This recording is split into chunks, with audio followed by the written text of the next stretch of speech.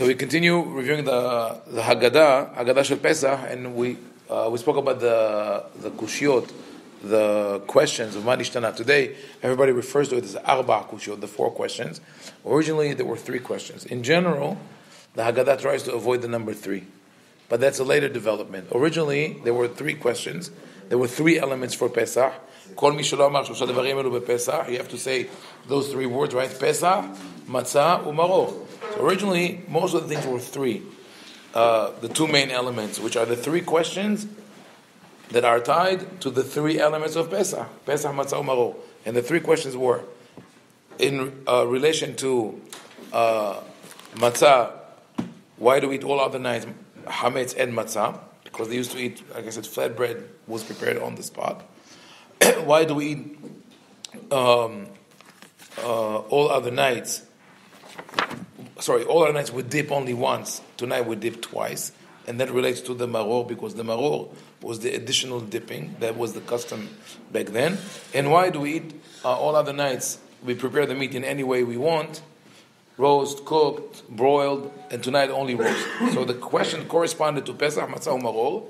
But later on, as the Haggadah developed, the authors tried to avoid the number 3 because they did not want to be associated with Christianity. Because this is a theory in research and makes a lot of sense. Because the early Christians, for them, Pesach was one of the major holidays. I mean, if until today, in English, it's lost. The name is lost because the Easter has nothing to do with Pesach. But in Spanish, it's called Pascua, and also in French, right? It's called Easter in French. Pascal, right? Right. Pak with an S. So Pak. So it should be Pasch. So it's Pesach in Aramaic, Pascha. In Hebrew, it's called Pascha, when you speak about the Christian holiday. And there was actually a sect among early Christians that would only celebrate Easter on the 14th of Nisan. They kept the calendar. They kept the Jewish calendar and celebrated Easter on the 14th of Nisan. So they wanted to make it really the substitute for Pesach. So the rabbis tried to avoid as much as possible similarities between the Haggadah and Christian theology. That's also the reason why in the Haggadah, one of the protagonists, or maybe the most important person that is associated with the Yetziat Mitzrayim is not mentioned. You realize his name is not there? Moshe. Not to be found in the Haggadah. Right? Where is Moshe? With all the verses, all the psukim that the rabbis inserted into the Haggadah from the Torah, Moshe is not mentioned even once. The only place where you could still find Moshe in some Haggadot is in the Haim Ovadia in the Arabic translation. There's right, you know that. So Haim Ovadia in the Hebrew version is Shnei Luchot Abrit, right? The 2 tablets of the law. In Arabic, there's a version called Man Ya'lam Man Yadri, right? Tnen Musa U'Aaron. We see it in Morocco. The tradition was always in Arabic. Yeah.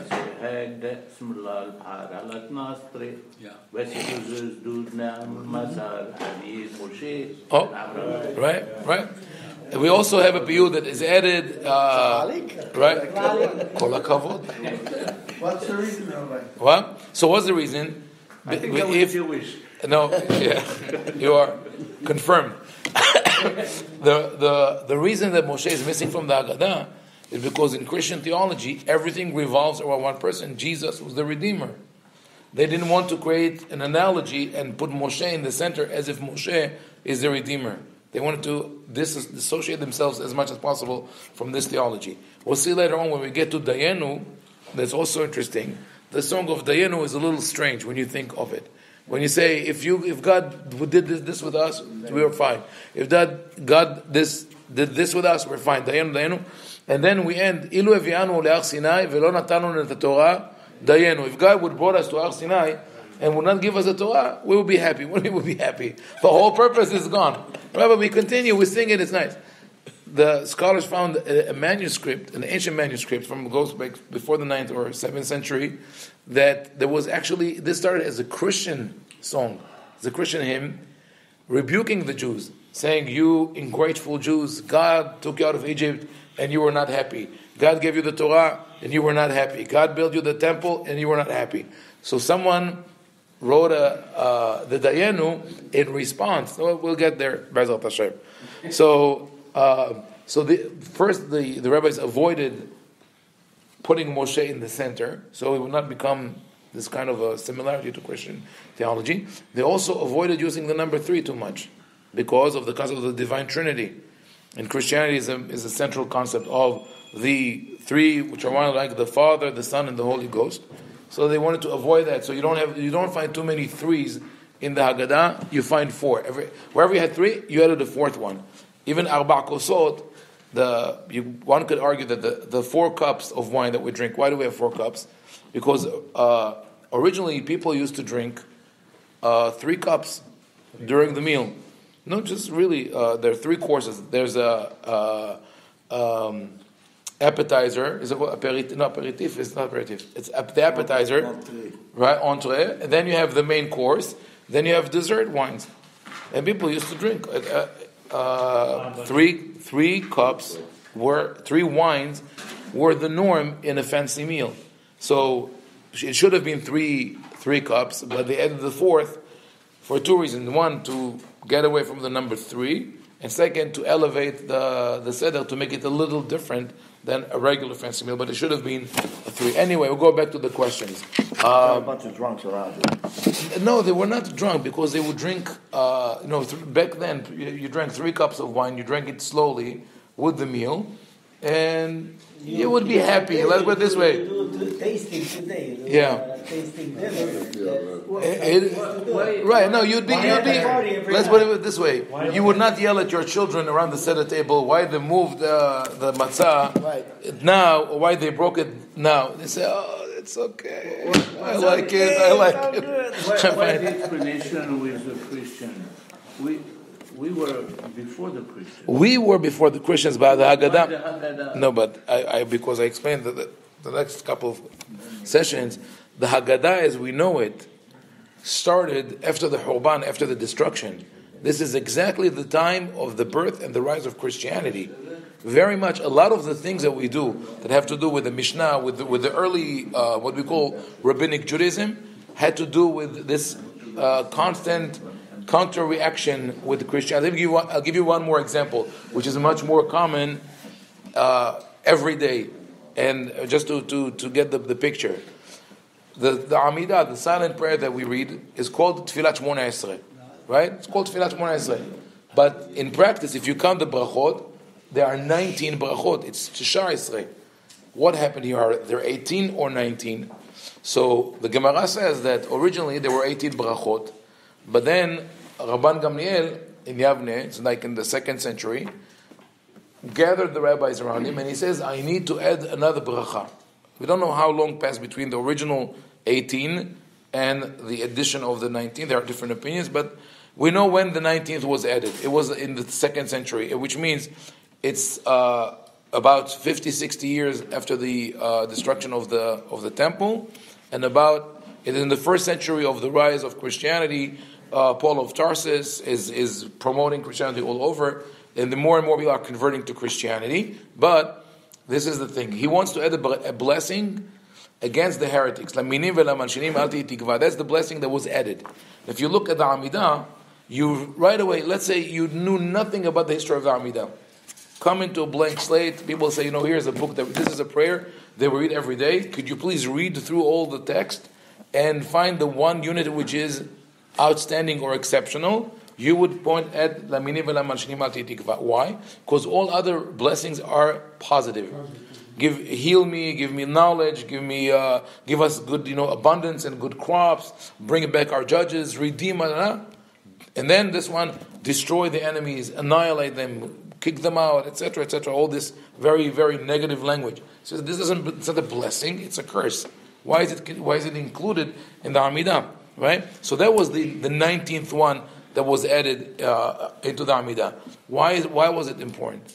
we have a certain law that was preserved from then that gives us an indication. It says this: when you send someone to be a hazan, back then you didn't have sidurim, so the hazan, the shaliach tzibur, had to know everything by heart. You send someone to be a hazan and he makes a mistake, right? What do we do today if the hazan makes a mistake?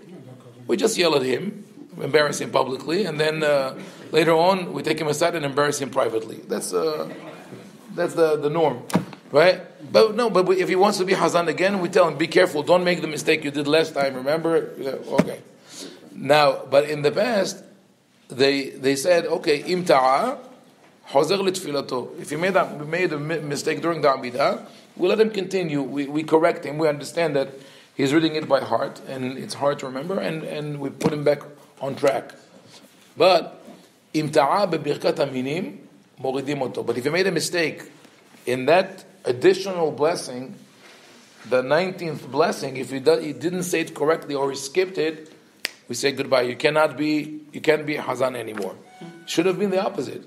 You would have said the traditional brachot that already have been in place hundreds of years, you know by heart. The new one, we understand if you make a mistake, so why?